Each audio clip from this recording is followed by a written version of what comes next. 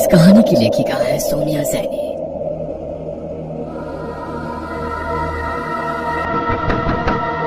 पिछले भाग में आपने देखा कि मोहन को उसकी मरी हुई पत्नी दिखाई देने लगी है और उसने अपनी पत्नी को वादा किया है कि वो अमावस्या की रात उसके साथ चला जाएगा। मोहन की माँ वसुंधरा ये जानकर सदमे में आ गई। अब आगे देखो मोहन के बाबू, आपको उसी तांत्रिक के पास जाना चाहिए जिसने कुएं की बाधा का उपाय बताया था। वही मेरे बेटे को बचाने के लिए कुछ न कुछ उपाय बताएगा। जो भी करना है जल्दी करो, वरना बहुत बड़ी अनहोनी हो जाएगी। मेरा दिल कहता है वो इतनी आसानी से इसका पीछा नहीं छोड़ेगी। देख नहीं रहे हैं कैसे ये मोहन अपनी सुध बुध खोए बैठा है। वसुंधरा के कहने पर मोहन का पिता तांत्रिक के पास पहुंचता है और उसे सारी बात बताता है। जो लक्षण तुमने अपने बेटे के बताए, उन्हें सुनकर तो ऐसा लगता है कि आपका बेटा उस स्त्री के सम्मोहन में ऐसा बंधा है कि तुम्हारे कहने पर भी वो मेरे पास यहाँ नहीं आएगा। चलो ठीक है, मैं ही तुम्हारे घर चलता हूँ। वहीं चलकर पता लगेगा कि वास्तव में जो औरत तुम्हारे बेटे को दिखाई दे रही है वो तुम्हारी बहू रुक्मणी है या कोई और दुष्ट प्रेत है। बाबा अपने तंत्र का कुछ सामान लेकर वसुंधरा के घर की ओर चल देता है। वसुंधरा के घर पहुंचने के बाद बाबा तांबे की कलश में थोड़ा जल मंगवाते हैं और अपने मंत्र की शक्ति से उस जल को अभिमिश्रित करने लगते हैं। लाल रंग का धागा इस लोटे के ऊपर 7 बार लपेटने के बाद उन्होंने मंत्र पढ़ते हुए उस पानी में 7 बार फूंक मारी और फिर वो जल वसुंधरा को देते हुए कहा, ये पानी ले जाकर अपने बेटे को पिला दो। आपका बेटा उस प्रेतनी के सम्मोहन में फंसा है। इस जल को पीने से उसके ऊपर से कुछ देर के लिए ही सही उसका सम्मोहन भंग हो जाएगा और फिर उसके बाद जो हम उसे समझाएंगे शायद उसे समझ में आ जाए। इस समय तो उसे कुछ भी समझाना सिर्फ उसके ही नहीं, हमारी जान को भी खतरा पैदा करने के बराबर है, क्योंकि अगर हमने उसे ज्यादा उकसाया तो वो खुद को नुकसान भी पहुंचा सकता है। अभी आपका बेटा अपने होश में नहीं है। बाबा की बात सुनकर वसुंधरा रोने लगती है। अब रोने से कुछ नहीं होगा, आप जाइए और जाकर ये पानी अपने बेटे को पिलाइए। वसुंधरा लोटे का जल लेकर अपने बेटे के पास जाती है तो देखती है मोहन अपने कमरे में रुक्मणी की अलमारी खोले खड़ा हुआ है। कमरे में चारों ओर रुक्मणी के घाघरे और साज श्रृंगार का सामान फैला हुआ था। तभी मोहन अलमारी से एक लाल रंग के गोटे वाली चुनरी निकालता है और अजीब सी मुस्कुराहट के साथ उसे देखने लगता है। वो ओढ़नी अपने सर पर सजाकर आईने में मुस्कुराते हुए अपना चेहरा देख ही रहा था कि ये देख वसुंधरा खुद पर काबू नहीं रख पाती। मोहन बेटा, क्या है ये सब? हटा ये चुनरी अपने माथे से। वसुंधरा की बात के जवाब में मोहन गुस्से में गर्दन टेढ़ी करके उसे घूरने लगता है। अच्छा सुनना, पूरा दिन ऐसे ही बेचैन होकर कमरे में टहलता रहता है। ये ले बेटा, थोड़ा पानी पी ले।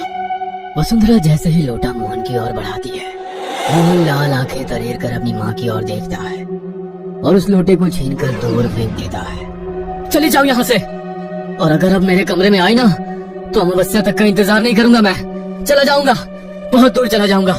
जाओ यहाँ से। बेटे का ऐसा रूप देखकर वसुंधरा डर से कांपते हुए वापस बाबा के पास आ जाती है। बाबा, वो तो अपने कमरे में मुझे पाँव भी नहीं रखने दे रहा। अब आप ही बताइए मैं क्या करूं? पता नहीं वो मरकर भी मेरे बेटे का पीछा क्यों नहीं छोड़ रही है। ना जाने अब उसे मेरे बेटे से क्या चाहिए। देखो, प्रेत किसी भी इंसान पर ऐसे ही हावी नहीं होते। प्रेत वचन के पक्के होते हैं। इसलिए पहले के जमाने में बड़े बुजुर्ग कहते थे, देर रात गए अगर कोई अनजान मिल जाए तो उसकी बात का जवाब मत देना। हमारे मुंह से कहलाकर वो वचन से बंध जाते हैं। जरूर तुम्हारा बेटा भी उसे कुछ वचन दे चुका है, इसलिए वो 24 घंटे उसके सम्मोहन में घिरा हुआ है। अब जब तक वो अपना वचन पूरा नहीं कर देता, वो प्रेत उस पर ऐसे ही हावी रहेगा। हाँ बाबा, कहता है रुक्मणी को वादा किया है कि अमावस्या के दिन उसके साथ चला जाएगा। जब तक रुक्मणी जीवित थी वो मोहन की पत्नी थी, लेकिन अब वो प्रेत योनि में चली गई है। एक बात का ख्याल रखना, प्रेत किसी के सगे नहीं होते। आपका बेटा अभी उसके मुंह में बंधा है। वो जिसे अपनी आंखों के सामने देखता है उसके लिए वो उसकी पत्नी है, लेकिन रुक्मणी के लिए मोहन अब बस एक शिकार है, उससे ज्यादा कुछ भी नहीं। अब आप लोग वैसा ही करो जैसा मैं कहता हूँ। आपकी बहू सुहागन थी, अंतिम संस्कार करते समय सभी रस्में निभाई थी आपने। उसका कोई ऐसा प्रिय सामान तो नहीं जो अभी भी घर में ही हो? उसे सजने संवरने का शौक था। पूरा कमरा भरा पड़ा है उसके कपड़े और जेवरों से। क्या रखे क्या फेंके, उसे तो सब प्रिय था। अभी तो कुछ भी नहीं हटाया है। ठीक है, खूब सुंदर श्रृंगार का सामान, गजरा, इत्र सब मंगवाओ और लाल जोड़ा भी। आज रात किसी तरह अपने बेटे की चारपाई घर के अंदर ही लगवाना। वो हट करेगा, लेकिन तुम्हें संभालना होगा उसे। अंधेरा होने लगे तब वो सारा सामान मोहन के हाथ कुएं की मुंडेर पर रखवा देना। कुछ पल के लिए ही सही, खुशबू से खींच कर वो मोहन को छोड़कर उस सामान के पास जरूर आएगी। बस उसी समय हमें घर को बांधना होगा ताकि फिर वो घर के अंदर ना आ पाए। अगर हम इतना करने में कामयाब हो गए तो समझो अभी के लिए तो मुसीबत को टाल दिया हमने। सबसे बड़ी बात, मोहन और इस घर पर वो अपना अधिकार समझती है। उसका जुड़ाव इन्हीं दोनों में सबसे ज्यादा है।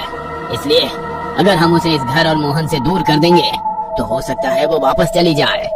बाबा का बताया उपाय कठिन तो था, लेकिन एक आस जाग गई कि शायद एक बार हिम्मत करने से उनका बेटा इस प्रेतात्मा से आजाद हो जाए। धीरे धीरे सूर्य अस्त हो रहा था और रात की कालिमा दिन के प्रकाश पर हावी हो रही थी।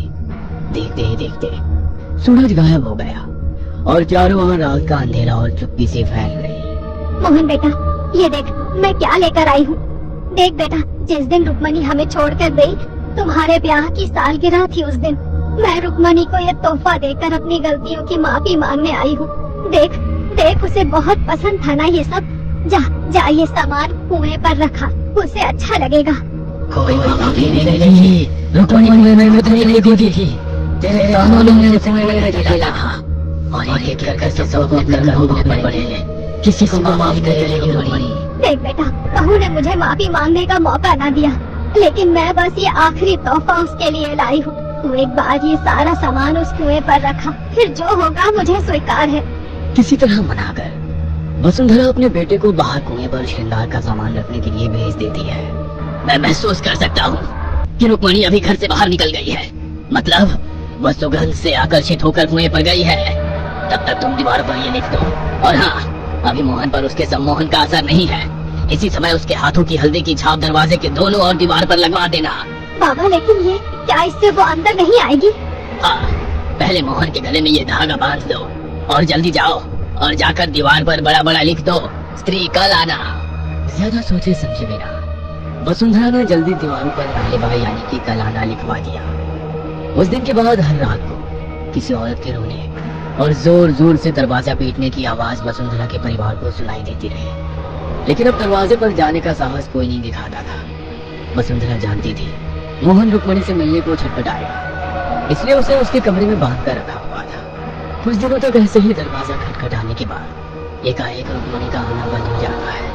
मोहन और वसुंधरा को यह यकीन हो चला था कि अब रुक्मणी चली गई है और शायद कभी लौटकर नहीं आएगी, इसलिए मोहन भी अब रुक्मणी के गम को भूलने लगा था।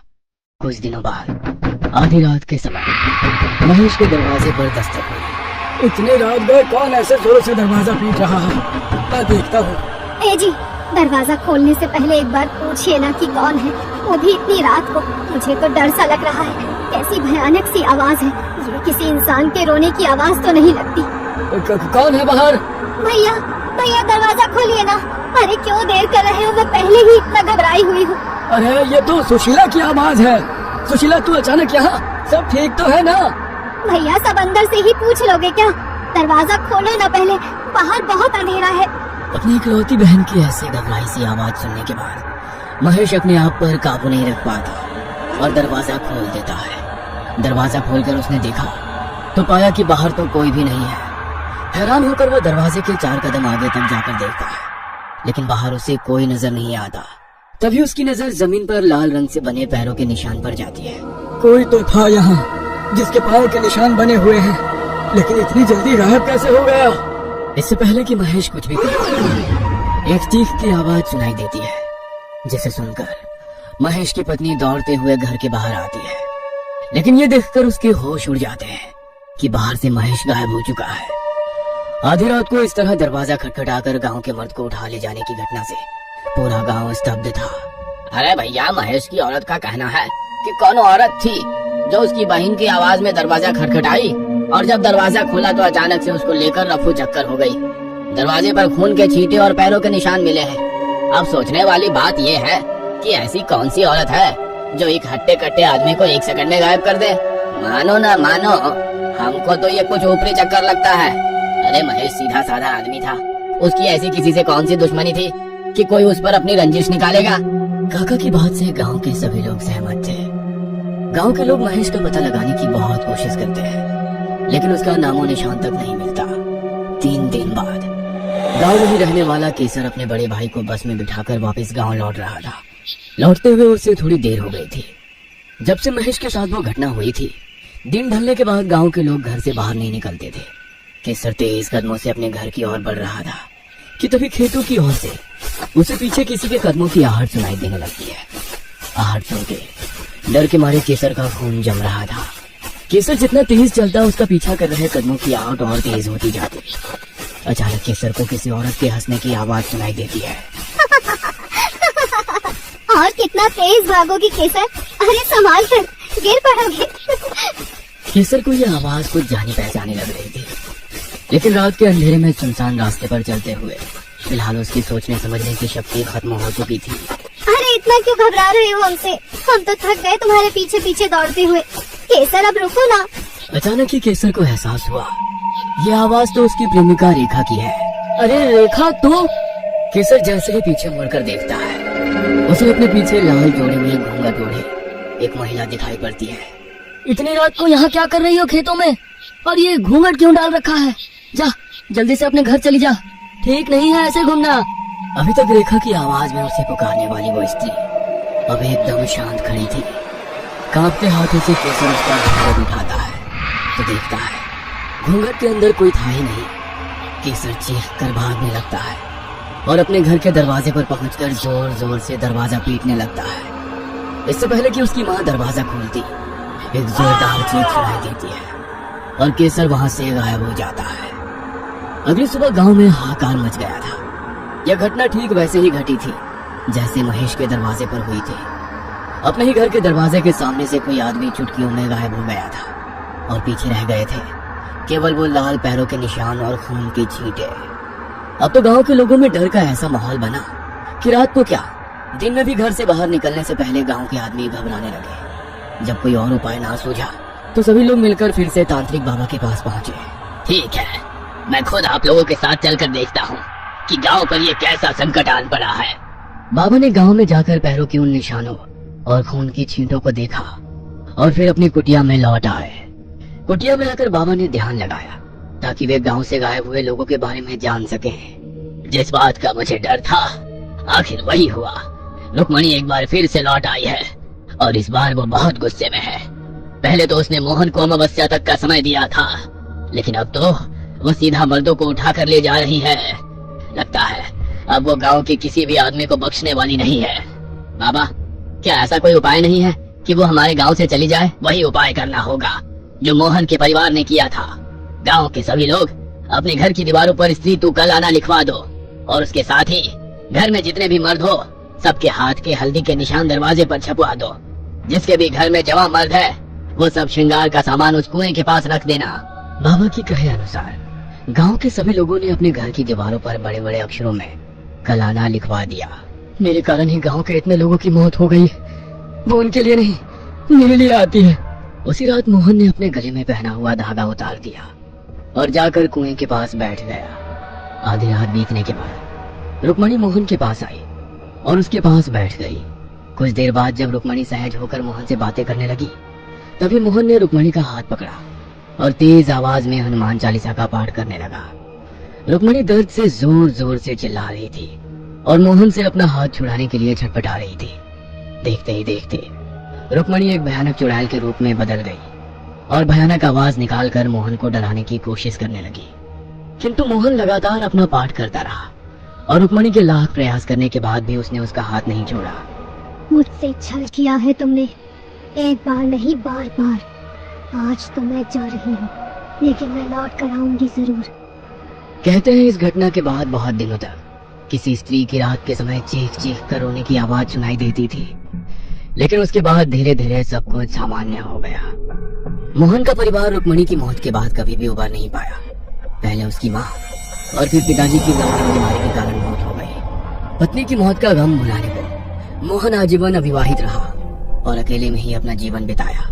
कहते हैं मोहन ने इस घटना के बाद घर से निकलना बिल्कुल बंद कर दिया था। उस दिन के बाद रुक्मणी गांव में लौटकर नहीं आई थी, क्योंकि मोहन के माता पिता की मौत के बाद रुक्मणी हमेशा के लिए उसके साथ ही रहने लगी थी। ये कहानी आपको अच्छी लगी हो तो हमें सब्सक्राइब करें, हमारा इंस्टाग्राम और फेसबुक पेज जरूर फॉलो करें। और हाँ दोस्तों, सब्सक्राइब करना भूलना मत।